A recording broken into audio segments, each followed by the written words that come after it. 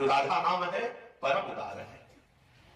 श्री बाल प्रबोधानंद जी कह रहे हैं कि ये राधा नाम अगर आप सोचे कि हम अन्य देशों में रह के इसका रसास्वादन निरंतर करें तो बड़ा कठिन होता है। ये त्रिगुणात्मिका माया की पवन ऐसी है कि अभी कहो भाव में है, अभी एक सेकंड में ही सब भाव में पोछा लगा दे, ऐसी माया का प्रचंड प्रभाव है। कभी नहीं कहा जा सकता कि हमारा ये भाव टिकाऊ है जब तक हमें वो स्थिति प्राप्त ना हो जाए। चराचर जगत भगवत स्वरूप अनुभव में आ रहा है, ये समता और प्रियालाल के स्मरण के बिना रहा नहीं जा रहा, जिया नहीं जाए। ऐसी ममता जब हृदय में प्रकाशित हो जाती है तो भी वो भी महापुरुष अंदर से प्रार्थना करते रहते हैं श्रीजू से कि हे कृपा सिंधु, कभी भी कहीं भी किंचन मात्र हमारे हृदय में आसक्ति न रह जाए, कहीं आपका नाम रूप लीला धाम हमें अरुचिकर न लगने लगे। वो भी प्रार्थना करते रहते हैं। इसलिए ना जानो छिन्नांत कवन बुद्धि घटे प्रकाशित, न जाने किस क्षण में कौन सी बुद्धि का प्रकाश हृदय में हो जाए। पर श्रीधाम वृंदावन में यदि ऐसा होता भी है तो ज्यादा टिक नहीं सकता। वो तत्काल धाम की कृपा, यहाँ की रज वायु लताएं आपको संभाल लेंगे। आपका भाव यदि बिगड़ेगा भी तो तत्काल वृंदावन कृपा करके संभाल लेगा, क्योंकि यहाँ ऐसी ऐसी महा महिमामयी प्रेम की मूर्ति स्वरूपा लताएं, पग मृग पशु पंछी रज और यहाँ के ब्रजवासी रसिक जन अपार सामर्थ्य है। इसलिए श्री बात कह रहे, जहां उज्जवल प्रेम अमृत के समुद्र का सार श्री राधा नाम प्रकाशित होता है, ऐसे हम वृंदावन धाम का आश्रय लेते हैं, वृंदावन धाम का वास स्वीकार करते हैं। ऐसा वृंदावन धाम ही हमारी गति है, क्योंकि राधा नाम की प्रियता ये वृंदावन से ही प्राप्त होगी, वृंदावन धाम की कृपा से प्राप्त होगी। श्री किशोरी जी के इस नाम में अपार सामर्थ्य है।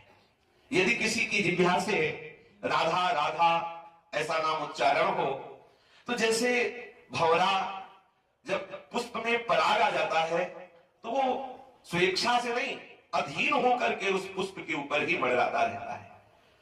इतनी सामर्थ्य है उस पुष्प की गंध में कि भंवरे को चाहते हुए भी हटने की सामर्थ्य नहीं रहने देता, भंवरे को आसक्त चित्त कर लेता है। ये पराग की सामर्थ्य है।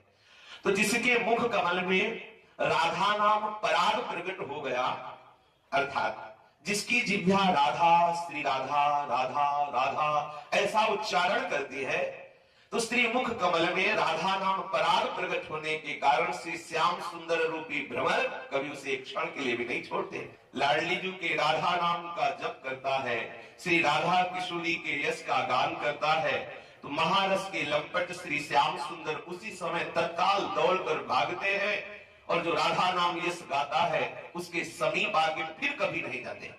जैसे पराग का लोभी भंवरा कभी उस पुष्प को नहीं छोड़ता जिसमें पराग आ जाता है, ऐसे ही जिसके मुख में श्री राधा नाम चलता है, जिसके हृदय में राधा चरणारविंद की प्रियता है, श्री लालजू महाराज उसके अधीन हो जाते हैं, उसके संग में डोलते हैं और अपने को ऋणी मानते हैं कि इस राधा नाम उपासक का मैं ये कर कैसे चुकाऊं, कैसे ऋण चुकाऊं, इसने राधा नाम सुनाया है, इस राधा नाम के बदले में से मैं क्या दे सकता हूं। श्री लालजू महाराज ऐसे अपने आप को उस समय विवश अनुभव करते हैं कि जितने अखिल ब्रह्मांडों की ये सब महिमा प्रभुता आप सुन रहे हैं, ये सब मायामयी है, तो क्या प्यारीजू के नाम के बदले में ये माया लालजू देंगे? नहीं।